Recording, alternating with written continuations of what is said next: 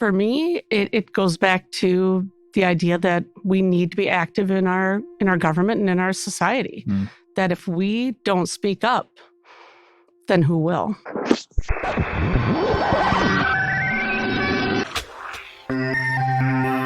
Hello, everyone, and welcome to episode 3 of Connecting ALS. I'm your host, Mike Stevenson, from the Minnesota, North Dakota, South Dakota chapter of the ALS Association. We had the good fortune of lining up 3 fantastic guests on a variety of topics this month. We first brought in Dr. Sam Maiser to explore the benefits of palliative care following an ALS diagnosis. That was followed by a heartwarming phone conversation with Minnesota Twins icon Ken Hrbek, where he opened up about his family's experience with the disease. And the episode wraps up with some valuable first-hand insight from Stacy Lufkin about her journey as an ALS caregiver and fierce advocate for the cause. Dr. Samuel Maiser is a neurologist who is as highly regarded for his compassionate communication as he is for his technical expertise. I asked him to explain why palliative care can be an effective addition to an ALS care plan, and here's what he had to say. I am joined in studio by Dr. Sam Maiser, the medical director of the ALS Center of Excellence at Hennepin Healthcare in Minneapolis. Dr. Maiser, welcome to Connecting ALS, and thanks for being here today. Thank you for having me. In addition to leading one of the most respected clinics in the Midwest, Dr. Maiser is a well-known expert in the field of palliative care, and that's what we'd like to discuss during our time today.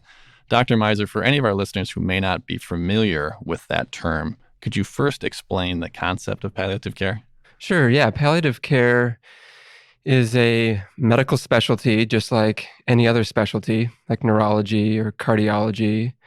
And it's a specialty that sees and takes care of any patient with a serious illness. So the serious illness can be cancer, or heart failure, a stroke, or of course, ALS. And palliative care is most optimally delivered in a multidisciplinary fashion, just like the ALS clinics are. And so members of the team are the physicians, nurses, physician assistants, nurse practitioners, social workers, chaplains, psychologists. And what we do for patients with serious illness is we provide an extra layer of support. And what do I mean by support? I mean, we can do symptom management, more complex symptom management, pain, shortness of breath, anxiety. And the other main thing that we do in palliative care is we help navigate someone's serious illness by having a serious illness conversation or conversations. And so that might include delivering difficult news or delivering bad news or making sure they understand their illness, their prognosis, what to expect in the future.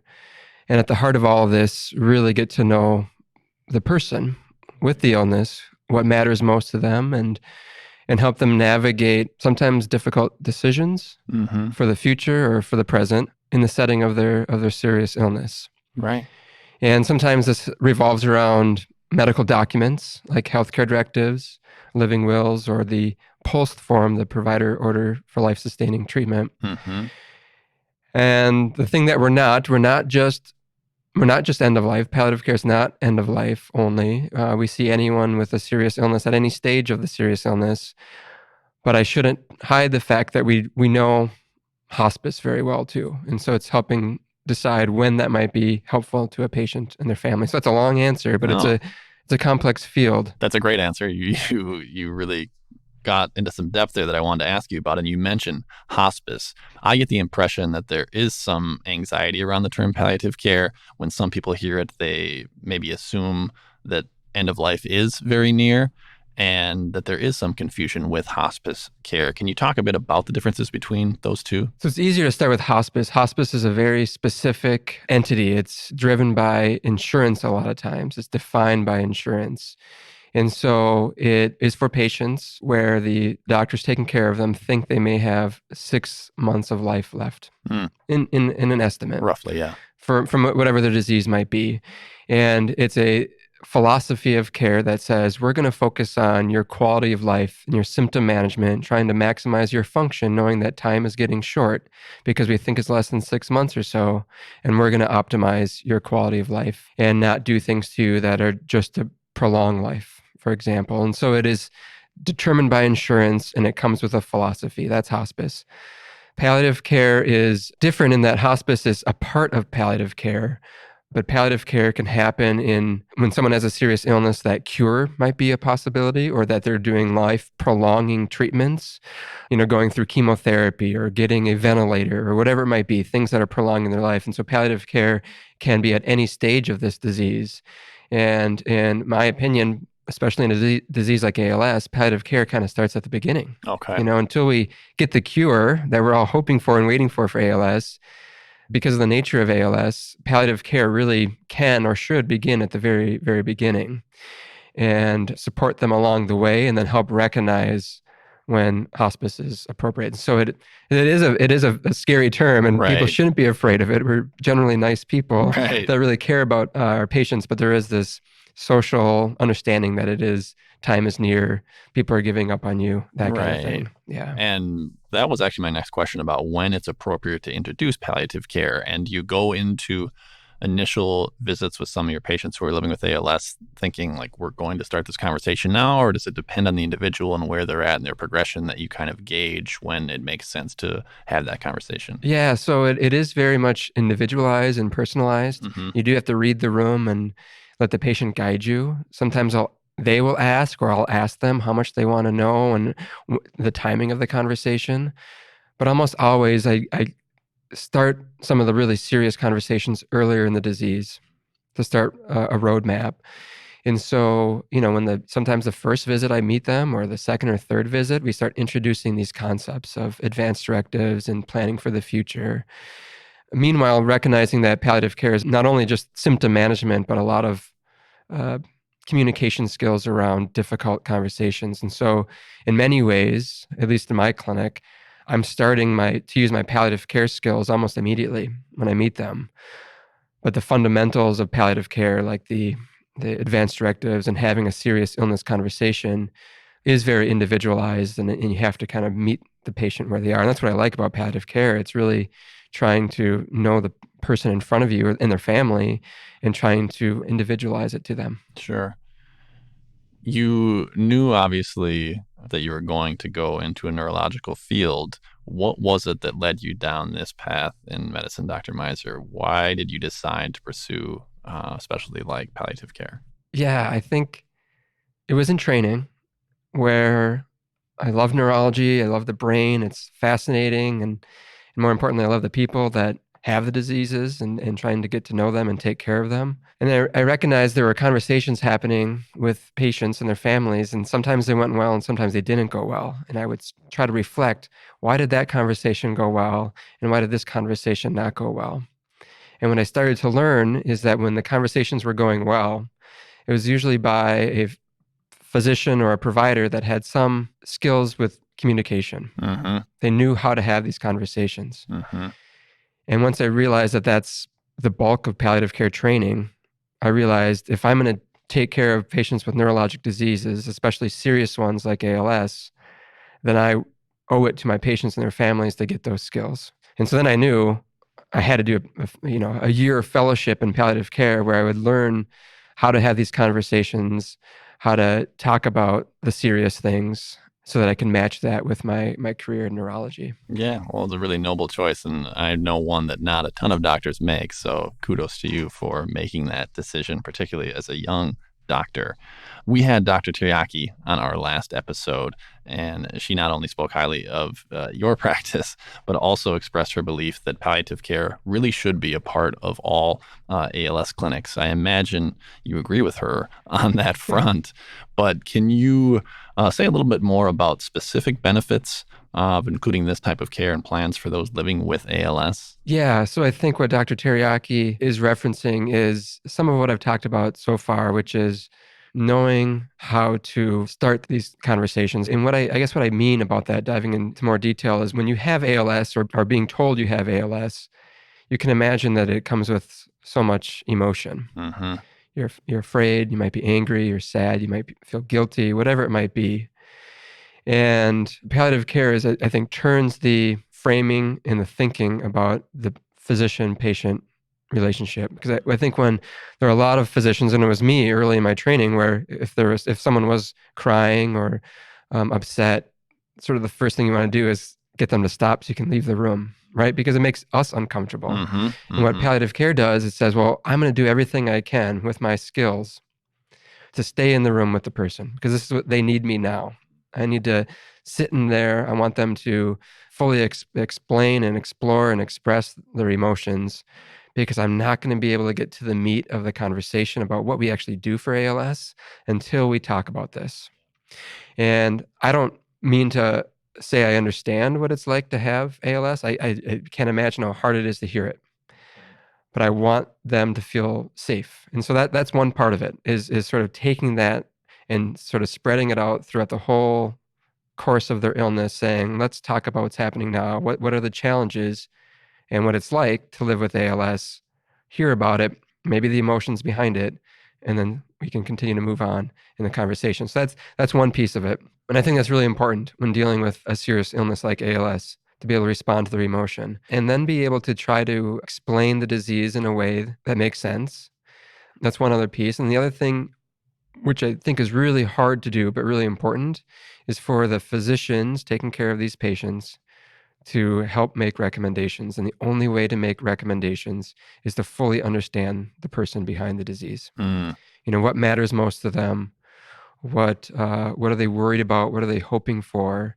And then when they're facing really complex decisions like feeding tubes and breathing tubes, how do we then help guide them make these decisions? And that's sort of, even outside of ALS, sort of the bread and butter of what we do. And we kind of refer to it as goals of care. And that what you do is you take the medical reality and what's happening to the person, match it with their values and their wishes and their fears and their hopes, and then come up with a medical plan and recommendation that makes sense for them.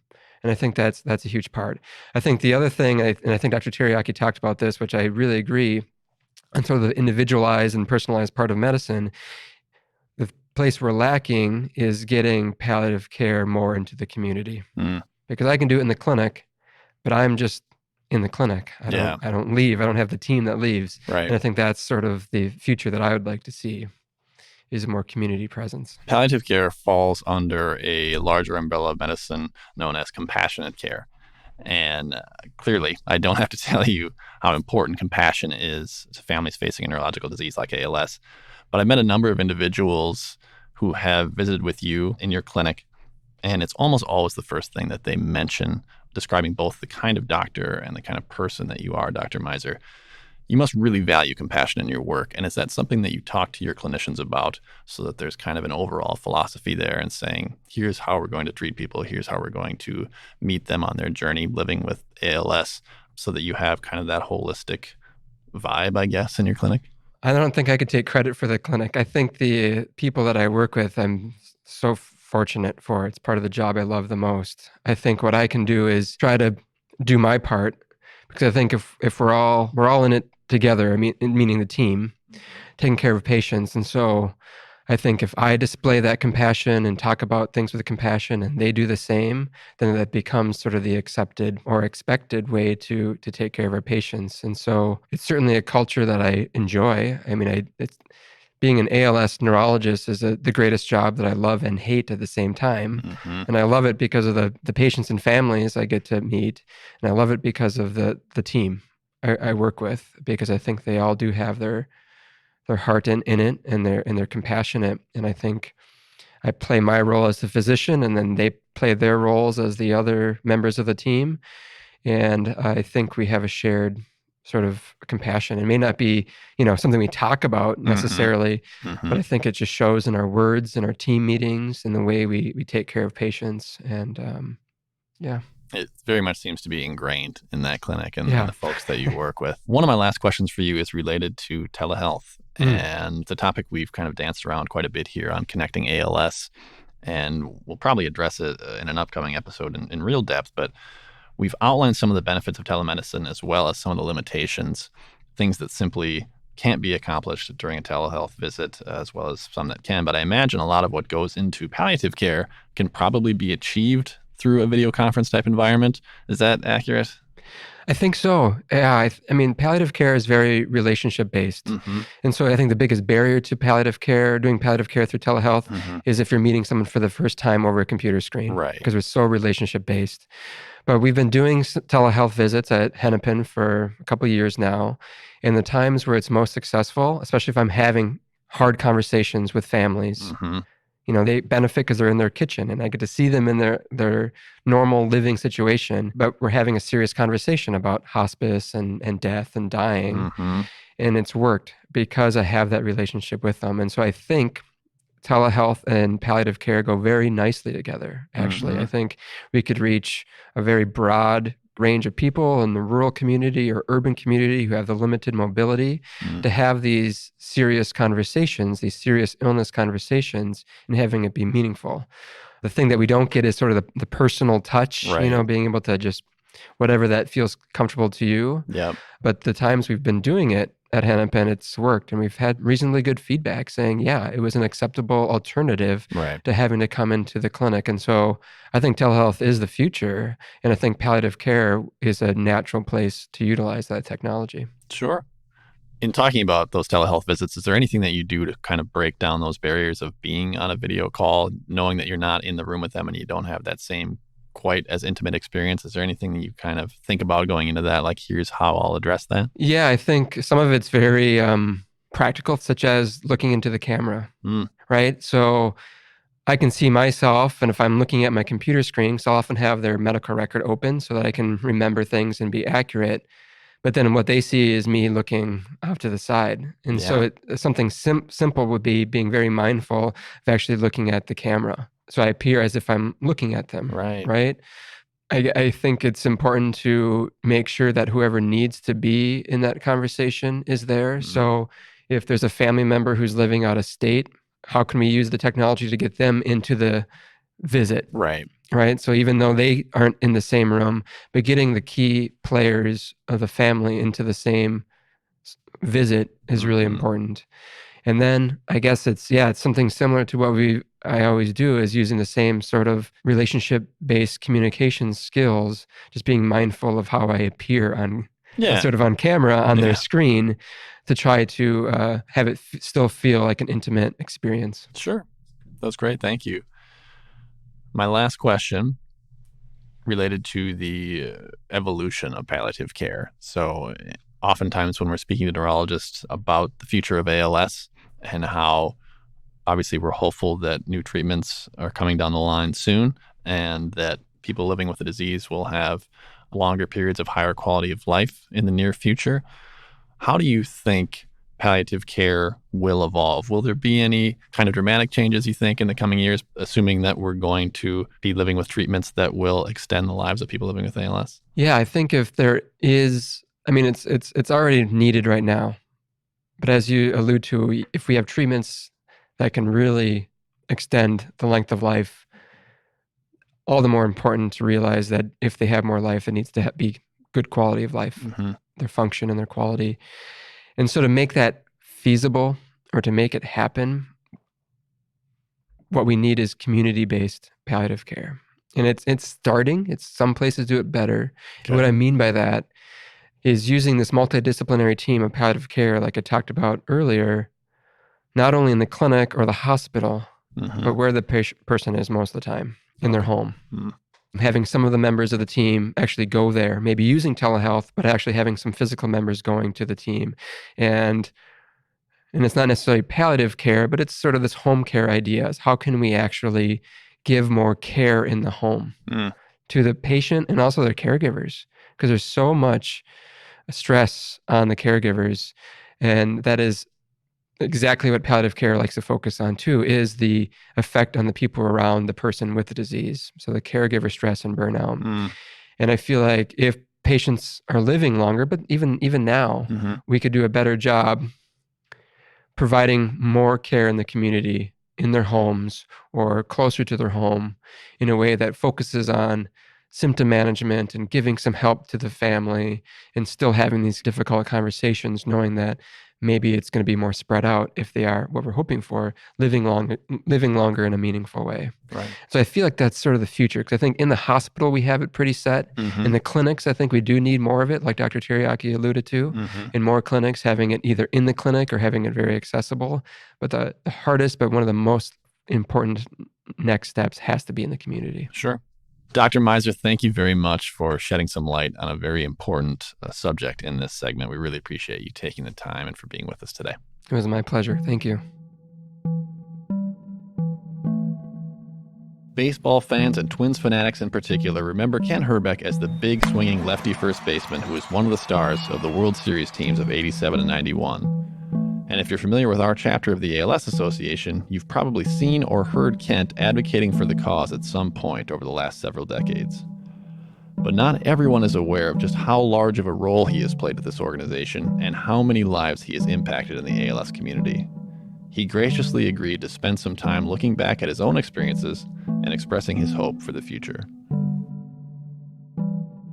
We are thrilled to be joined on the phone this morning by Twins baseball great and state of Minnesota legend, Mr. Kent Hrbek. Good morning, Kent. Thanks for being here on Connecting ALS. Yeah, great to be on and happy to talk about whatever we want to go after here today. Sure. We'll get into a few things. I know many of our listeners are huge Twins fans and would probably be upset with me if I didn't ask for your thoughts on the fantastic first half of the season, but I think we'll save that for the end of the segment because I want to get into your involvement, obviously, with this cause and why ALS has played a significant role in your life. I'm not sure how many folks are aware, but you actually lost your father to this disease back in 1982. Can you tell us what you remember about that time and learning about your dad's diagnosis? Yeah, well, first of all, playing baseball and, it becoming my career at the time, I signed with the Minnesota Twins back in 1978 after I graduated from high school. So knowing the baseball connection with Lou Gehrig and knowing and hearing about Lou Gehrig's disease, and in 1981 I was playing in Visalia, California on the Twins minor league team, and I was called by them in May, by my parents in May of 1981, and was told that my father was diagnosed with ALS. Because me not being home, I had no idea what was going on, but he had started having some problems with some walking issues and talking issues, and stumbling once in a while and slurring his speech a little bit, and they wanted to find out what was going on, and they found out through a couple different tests that he had come down with ALS. And they, of course, they really never called it ALS back then. They more or less called it Lou Gehrig's disease, which now we call it ALS because people have become more familiar with it. But sure. So yeah, that was the first time I heard it, and I was playing in the minor leagues at the time, and I told them, well, I'm coming home, and my dad said right away, no, you're not. You're staying out there to play baseball because that's what you wanted to do, and I want you to continue doing that. Yeah. So I really didn't read up much on it. I kind of knew about Lou Gehrig's struggles back in his day. He was the Iron Man and played so many games, and all of a sudden this disease just cut his career short, and he eventually aided in his passing at an early age. So I knew it wasn't good. My father and mother and sister at the time had come out then, and I think it was late June, I think it was, they came out to see me play out in Visalia, California. So I got to see what my father was going through and this and that. And then, I got lucky enough to get called up in 1981 in August and came back home and, started my career with the Minnesota Twins and was happy to get home. But then again, saddened for the fact that I knew my father was had been diagnosed with ALS, and with, it's inevitable that sooner or later the person dies from ALS. So I was kind of into having such a high for making it to the major leagues, but also finding out that and knowing that my father was passing away from ALS. So no, it was definitely a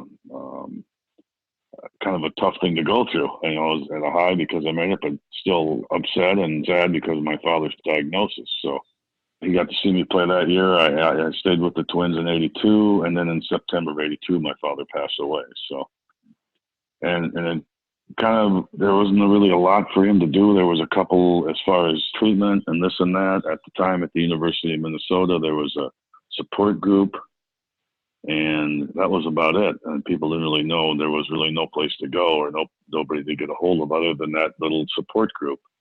And it was a very tiny group of people. So I guess I didn't take it upon myself. I just had talked to a few people that I had bumped into at different ALS events, or not events, but some national people.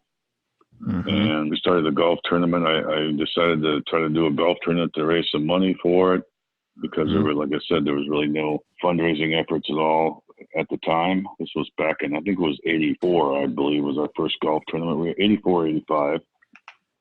And from that day forward, we've done a lot of fundraising programs for ALS. And so it was kind of not that I wanted to help fight ALS, and not that I was guilted into doing it because of my father, but wanted to do something, and that's kind of how the whole thing started. Yeah, and that experience, Kent, watching your dad go through that and face those challenges without the kind of supportive services and programs that are available today, that clearly informed your decision to help found this chapter of the ALS Association here in Minnesota, and now serving the Dakotas as well. I mean, that the chapter was founded back in 1993. We just last year recognized our 25th anniversary. And you spoke a little bit about it, but what do you recall about those early conversations and really kind of the beginning of what would become this chapter of the ALS Association here in the Twin Cities?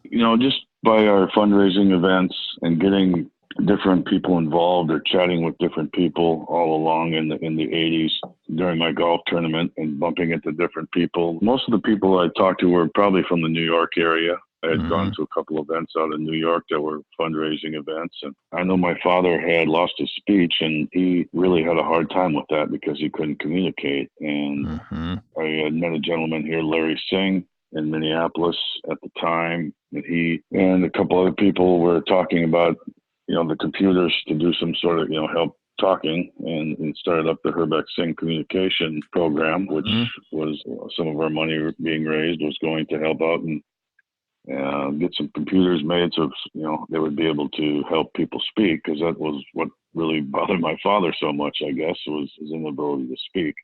Right. And just by talking with different people, we said, some people came to me and we just decided to, hey, let's start up a chapter and try to get someplace where people can get some help, and someplace for our money that we were raising here locally could stay and start something up, and we proceeded to do that.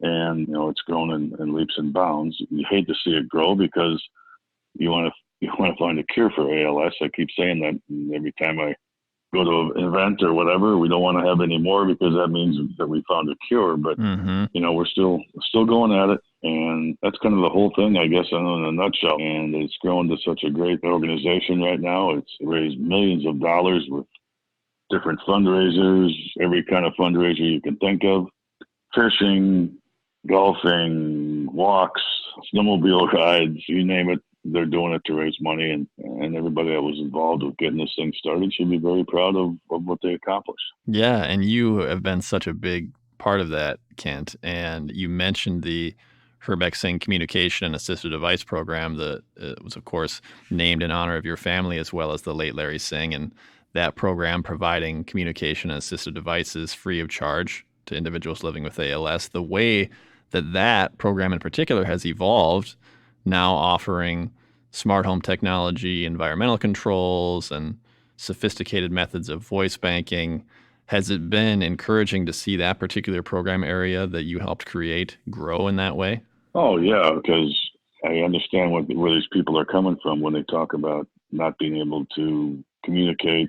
They have definitely made it a lot easier for people to do it. The first computers and stuff that we worked were a little, I don't want to say that we're caveman-ish, but it was, compared to what they are now, right? They have made great strides in that too. So along with other, different help needs that people need with ALS, and, the respite care for people who need help to take care of people with ALS. And I think, Mike, the biggest thing that I think I've got out of this whole deal is now when somebody says the three letters ALS, it's almost common to hear people talk about it and know exactly what it is right away, which is kind of what we tried to accomplish to get the word out. And it's a feather in our cap to know that these people have done what they've done, and we are happy. Like I said, the only thing we're looking forward to next is finding a cure. That's right. That's right. And raising that awareness has been so paramount to the efforts of the chapter. And again, you're such a humble person, Kent, but you have really done amazing things for awareness in this state and then throughout the Midwest, making various media appearances and the events that you talked about, things like the Blackwoods Blizzard Tour and the Kohler Toyota ALS Fishing Tournament. It really means a ton to have your influence involved with those, and the way that you keep showing up and, excuse the pun, but you keep going to bat for this community. And I'm sure that you hear from families all the time about what it means to have you on their side in this fight. I hear it probably every time I'm at the ballpark, if I bump into somebody, or maybe if somebody asks me for an autograph or something at the ballpark, or any place, I guess, not even at the ballpark. I hear at least once or twice a week from somebody, thank you so much for continuing the fight against ALS. And I know that we have made a difference and it's mattered. And I don't want to say I'm patting myself on the back for it, but it makes me feel a good, warm feeling inside that we have helped these people and they have had someplace to go. And our organization has made that possible. Yeah, and you should feel great about that. And I've heard you mention a few times before that Dave St. Peter of the Twins organization has promised you that the Twins will host the party at Target Field when we are finally able to put an end to this disease. And I know that you're going to hold him to it. I definitely am. It was something that Dave had told me back then at the Dome and said, when we find a cure for this thing, I'm going to open the Dome up to you and you're going to have one heck of a party. And the Dome's no longer, but he has passed it along that Target Field is definitely ready to have that kind of party. So we moved it from the Dome over to Target Field when we do find a cure for this thing, and I think we will in my lifetime. I think it's close. It's out there, along with the other help from other organizations, the Alzheimer's and this and that. I think they're somewhat related in a way. That's just my gut.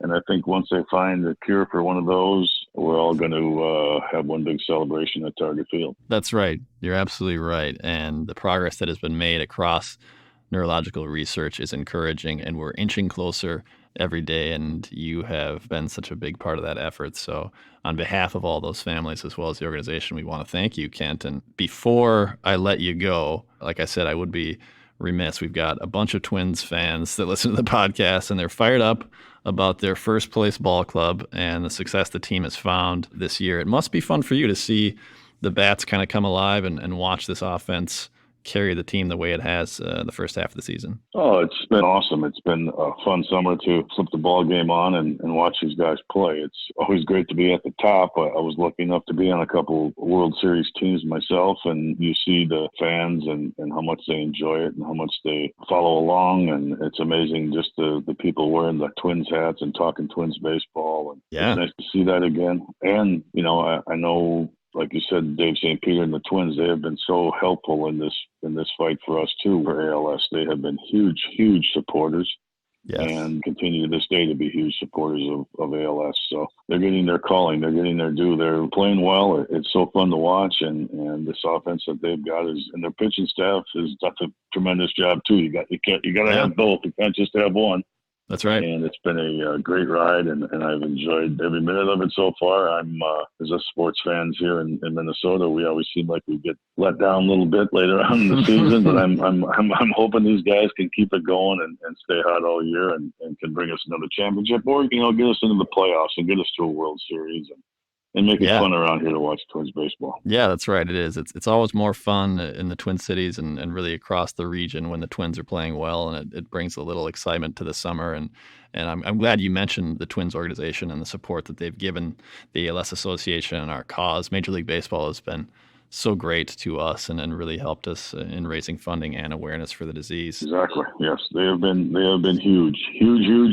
I just, like I say, I want to thank not only the volunteers and everybody that's helped in all the different events, but the people up in the Duluth, the Colquist people, that whole crew. And again, I thank the Twins organization and this and that, but just the people in Minnesota who have jumped on and helped us raise a ton of dough for this disease. Where who knows, we might not ever had any kind of organization like this if it wasn't for the Twins organization and them helping me get my golf tournament started, and it's snowballed from there. So it's a big thank you to them.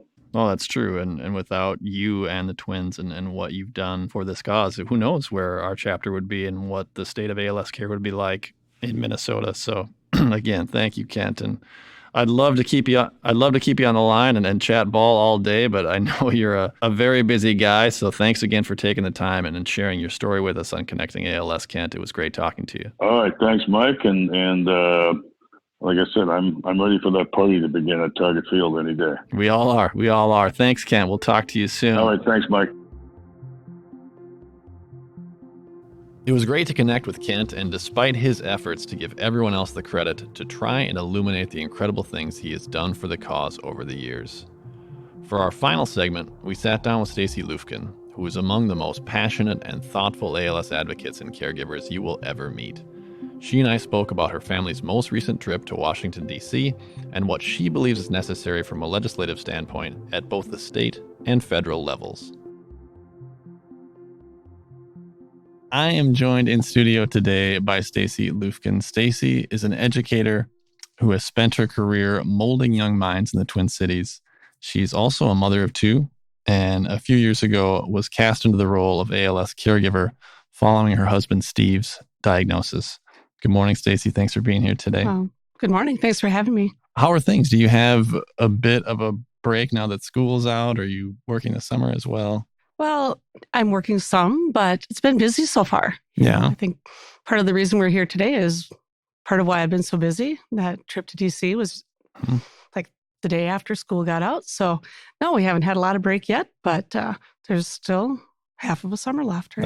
That's right. I know that it's July already is a little bit scary, but here we are. Yeah. I mentioned at the top that Steve was diagnosed a few years ago. Was that 2014? Yeah, he was diagnosed in February of 2014. So about 5.5 years ago now. Does it feel like that much time has passed? You know, there are days when it feels like it's just yesterday that he was walking and life was pre-ALS. And there's other days where it's just hard to even remember him walking. I don't know. You know what? Life is good, though.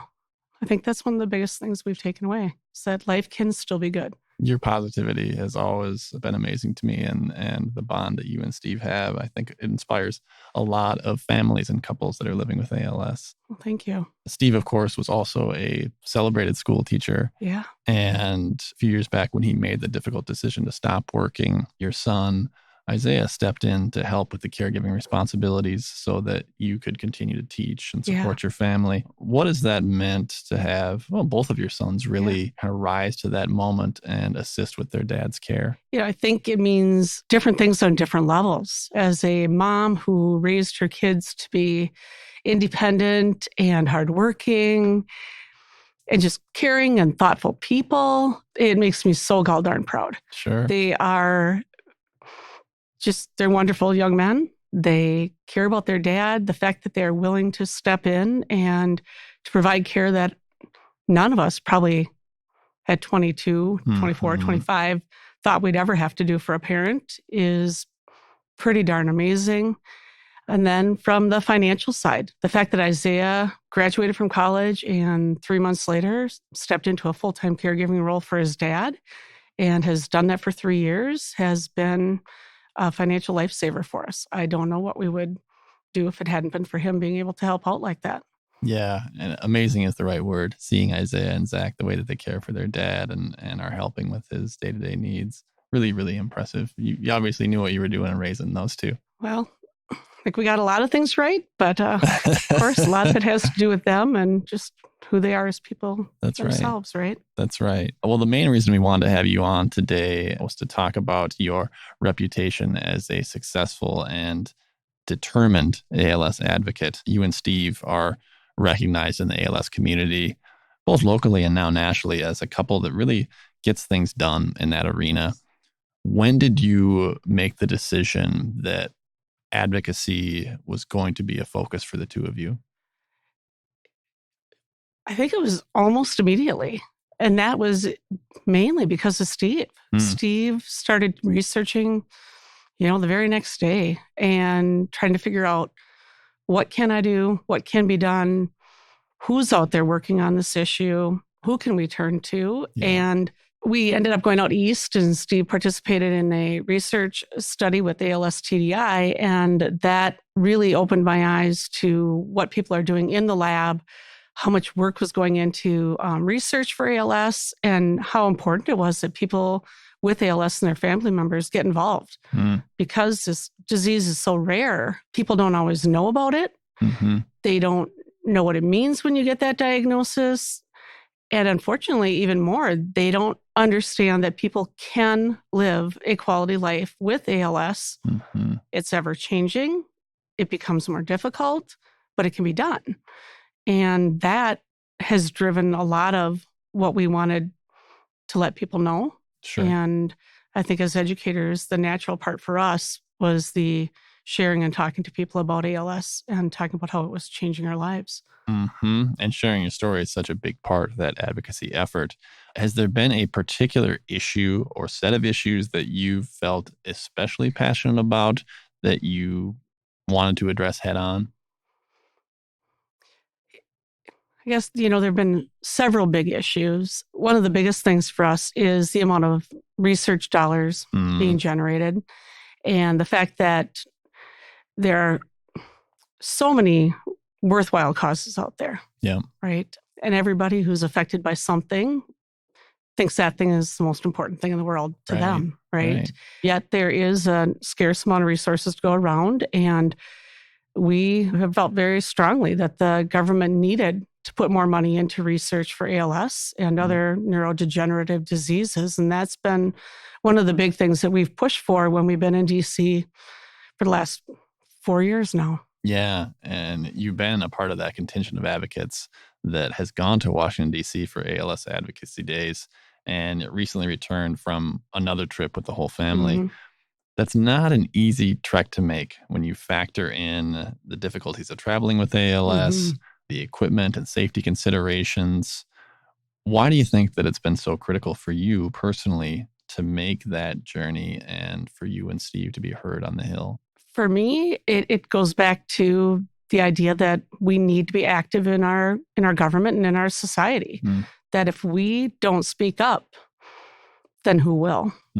And I think that's part of what drives me as a social studies teacher and teaching kids about our government and how it works, and just realizing that the people we elect are accountable to us and that they need to hear from us. And it's really important that we take that time, that we go there, whether it's their office in Washington or here in the Twin Cities or at the Capitol in St. Paul, that we take time to go, because when they see a face, it's a lot different than getting a handwritten letter, an email, or a phone call.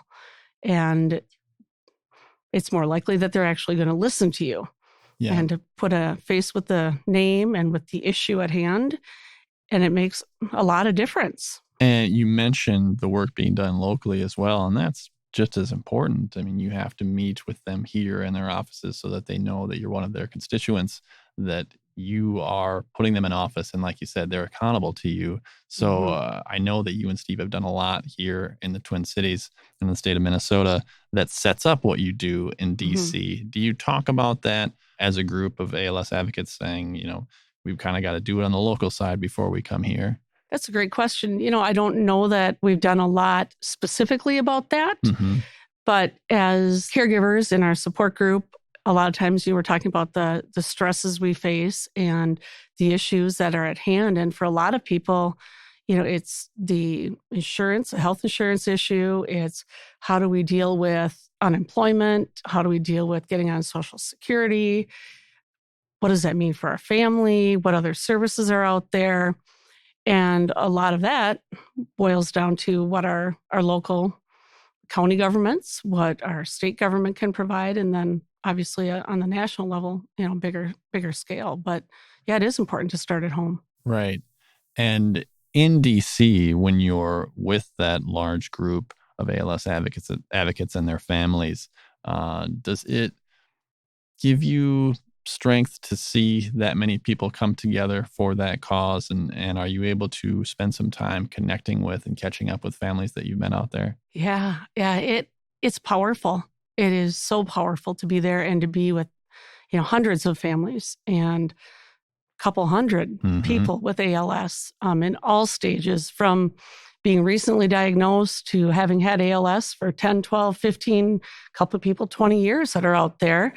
And to understand, like right in front of your face, that this disease hits different people different ways. And it gives people hope.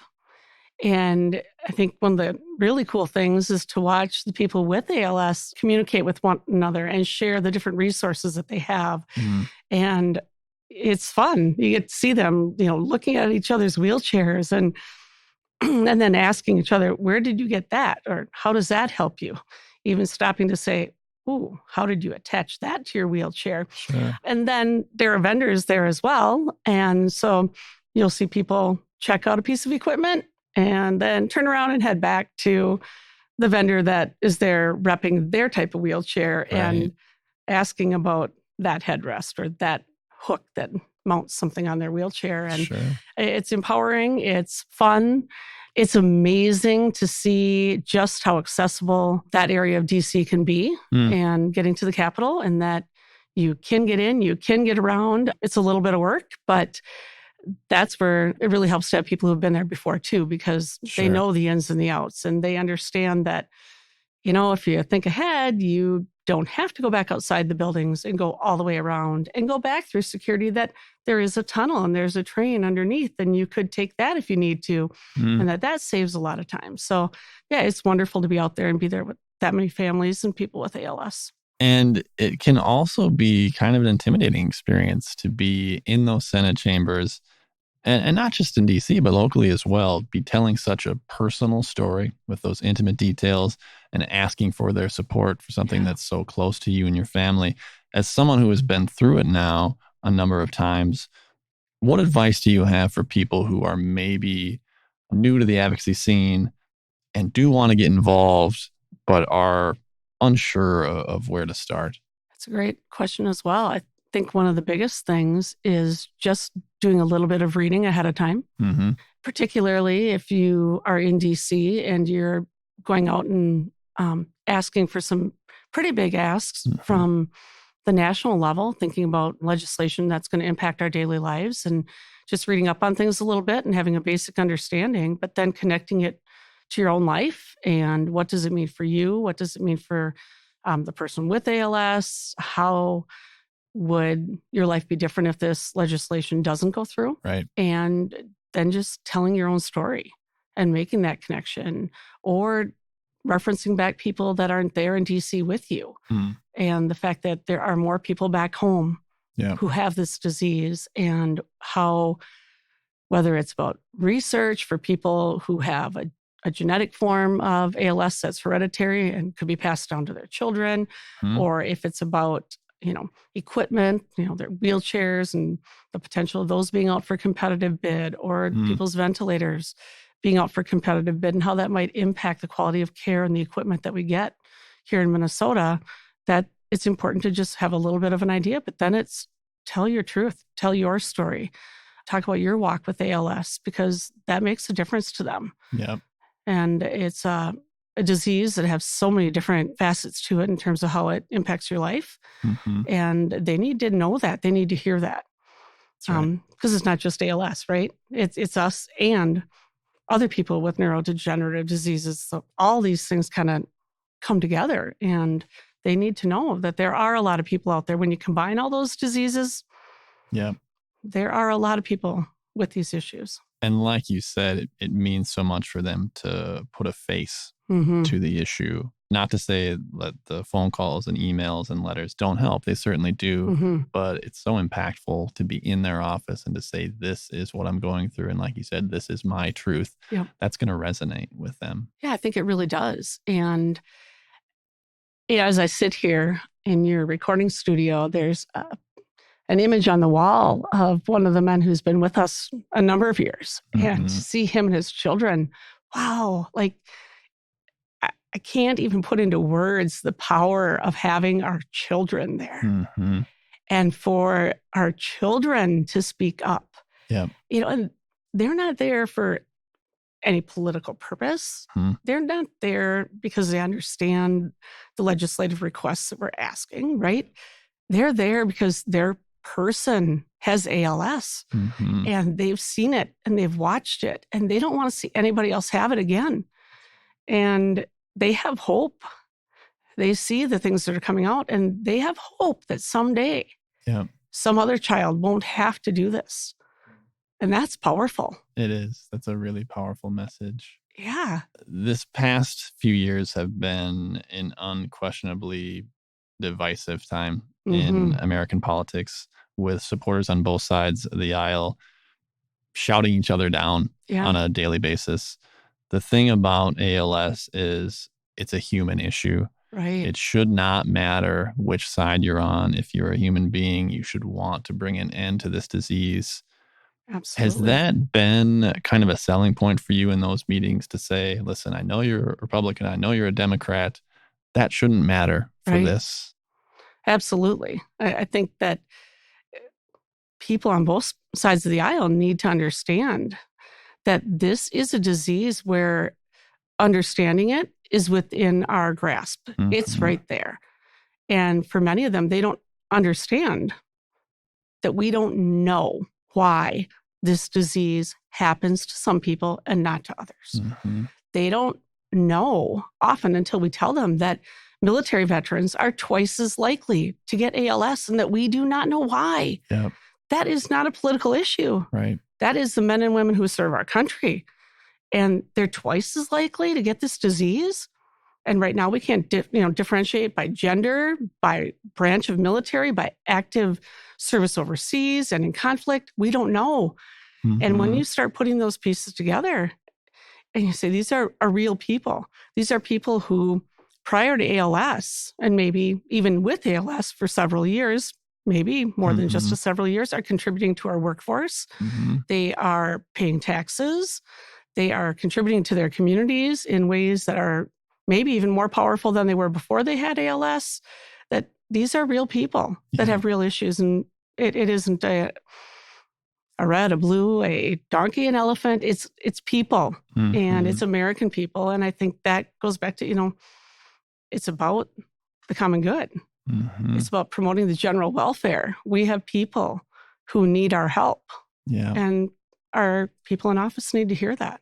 Pretty easy to see why you're such an effective ALS advocate, Stacy, just talking to you now. And I'm sure that's coming through to our listeners. The way that you talk about your experience and your story and how we need to come together on this it's obvious. Stacy, has this impacted the way that you teach, the way that you address your students? You mentioned social studies has been a big part of your career. Do you tell them about your experience with government and kind of how powerful it can be to be an advocate? Yeah, I do. And, that's something that's been important to me my entire career, is helping kids get involved and to make a difference. And just sharing with them the experiences I had, I think makes it more real for them.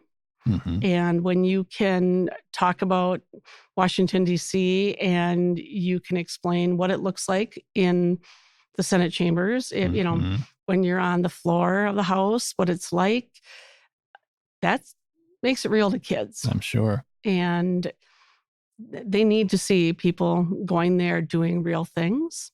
And I think one of the other things is that ALS has given me the opportunity to just really be real with my students and to be honest about life is hard. Right? And it's hard for everybody at times. And understanding that every day is a gift, right? And we've got to come to school and do our best, even though we've got stuff going on in our lives. How do we do that? Right. And it's allowed me to really be there for some kids that have had other issues and help them understand that you can get up and come to school, that we can do this. If I can do it, you can do it. That's right. And, I've also been able then to meet several other people whose families have been impacted by ALS, but I never would have known it if it hadn't been for my family being impacted. Right. And that network is pretty neat to have. Yeah. Well, and as I said, the work that you and Steve have done in the community and that you've been willing to be faces and voices for the cause has inspired so many, not just in the Twin Cities. And I know that when you attend ALS events, there are people coming up to you and saying thank you and being appreciative of what you've done. And you've really led the charge on so many fronts, and we can't thank you enough in that regard, Stacy. Thank you. On to a lighter topic. Yeah. For you and Steve for the rest of the summer. A number of us really enjoyed following along with you and your family on your tour of Major League Baseball stadiums. As Steve is such a huge baseball fan and a huge Twins fan, we had Ken Hrbek on the podcast this month, and I know he and Steve have a good relationship. Yeah. Is there any more travel planned, baseball or otherwise, for you the next couple of months? I'm not sure how much baseball we're going to get in. I know that Steve would really like to get to North Carolina. He's got a friend in Sweet Music, Frank Viola, and he is coaching in North Carolina right now, and Steve would really like to get there. I don't know if that'll happen. We did get to see him coach a game in Pennsylvania on our way back from D.C. Oh, nice. So that was wonderful. And the boys hit Philadelphia on their way out to D.C. So they've already gotten a couple, an independent league park in. They've gotten a new major league park in. And if we happen to get into North Carolina, we do. But otherwise, I think really hopefully getting up to the Brainerd Lakes area again this summer to where my dad and my stepmom live would be an awesome thing to be able to do. Yeah. And then we hope to head down into the Ozarks the end of August. Oh, nice. And just spend some time in the Ozarks and just relaxing and by the water and playing mini golf. That's our thing. Beautiful. So yeah, that's about it. Good. Thank you again, Stacy, for joining us today and for all that you do to advocate for those living with ALS and their families. We really appreciate it. Thank you for having me. That will put a bow on our content for episode 3. I want to thank each of our guests for connecting with us. And as a reminder, new episodes are released on the second Thursday of each month, and you can subscribe wherever you get podcasts by visiting connectingals.org. You can also email us at connectingals@alsmn.org with any feedback or questions you have. We'd love to hear from you that way or on our social media channels on Facebook and Twitter. Connecting ALS is produced by Garrett Tiedemann from the headquarters of the ALS Association's Minnesota, North Dakota, South Dakota chapter in St. Paul, Minnesota. Thank you for listening.